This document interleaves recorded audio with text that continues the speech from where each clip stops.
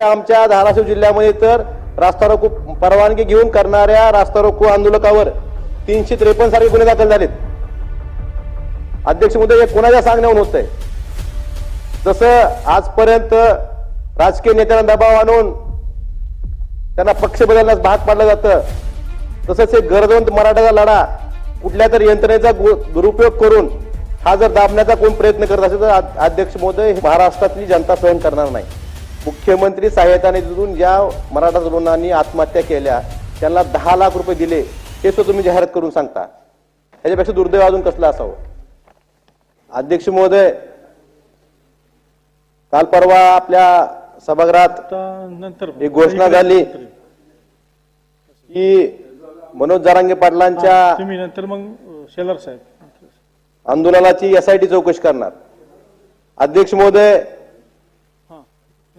मला आपल्याला सांगायचं, आपल्या माध्यमातून सभागृहाला सांगायचंय, एक इकडे एक तिकडे, ती चौकशी करण्याआधी जे आंदोलन ज्या गोष्टीमुळे सुरू झालं किंवा ज्या गोष्टीमुळे चर्चेत आलं, ते आंतरवली सराटीमध्ये आमच्या आया बहिणीवर जो लाठीचार्ज झाला तो कुणाच्या आदेशाने झाला याची एसआयटी चौकशी झाली पाहिजे। अध्यक्ष महोदय, आता इकडे या। एवढ्या छोट्याशा गावात एक आंदोलन शांततेने चालू असताना त्या ठिकाणी शेकडो पोलीस कुणाच्या आदेशाने गेले, त्यांना आदेश लाठीचार्ज करायचे कुणी दिले?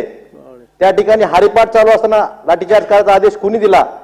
त्याची एसआयटी चौकशी झाली पाहिजे।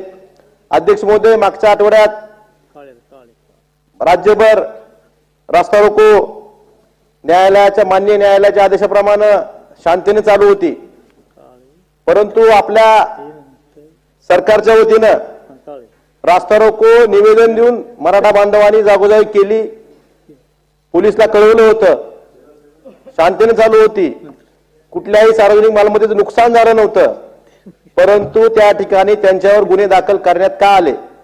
अध्यक्ष महोदय, रास्ता रोको हे बऱ्याच ठिकाणी वेगवेगळ्या माध्यमात वेगवेगळे आंदोलन होतात, पण त्या ठिकाणी कुठेही गुन्हे दाखल होत नाहीत, परंतु त्या ठिकाणी गुन्हे दाखल का करण्यात आले?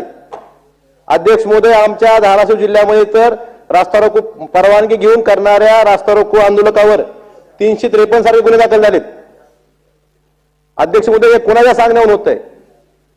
जसं आजपर्यंत राजकीय नेत्यांना दबाव आणून त्यांना पक्ष बदलण्यास भाग पाडलं जातं, तसंच हे गरजवंत मराठ्याचा लढा कुठल्या तरी यंत्रणेचा दुरुपयोग करून हा जर दाबण्याचा कोण प्रयत्न करत असेल तर अध्यक्ष महोदय, हे महाराष्ट्र सरकार, महाराष्ट्रातली जनता सहन करणार नाही। अध्यक्ष महोदय, जर एसआयटी करायची ना तर अध्यक्ष महोदय, आपण बघतोय माझ्याकडे जवळपास अध्यक्ष महोदय 14-15 FIR आहेत।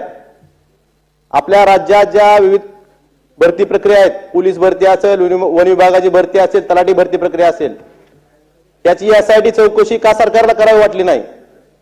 लाखो बेरोजगार युवकांचा प्रश्न आहे। अध्यक्ष महोदय, सरकारच्या वतीने सांगितलं जातं की विद्यार्थ्यांनी पुरावे द्यावे, मग सरकारी यंत्रणा काय करते? अध्यक्ष महोदय, त्यामुळे एसआयटी करायची तर तुम्ही त्या ज्या गैरव्यवहार झालेत परीक्षेत ह्यातला मास्टरमाइंड शोधून त्याला शिक्षा करण्यासाठी त्याला ती एसआयटी नेमली पाहिजे। अध्यक्ष महोदय, असं मला सांगायचंय। त्यामुळे अध्यक्ष महोदय, मला आज काही जाहिराती आल्यात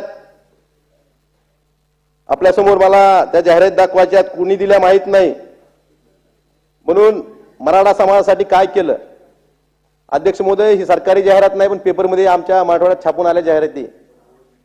मुख्यमंत्री सहायता निधीतून ज्या मराठा तरुणांनी आत्महत्या केल्या त्यांना 10 लाख रुपये दिले, हे सुद्धा तुम्ही जाहिरात करून सांगता। याच्यापेक्षा दुर्दैव अजून कसलं असावं?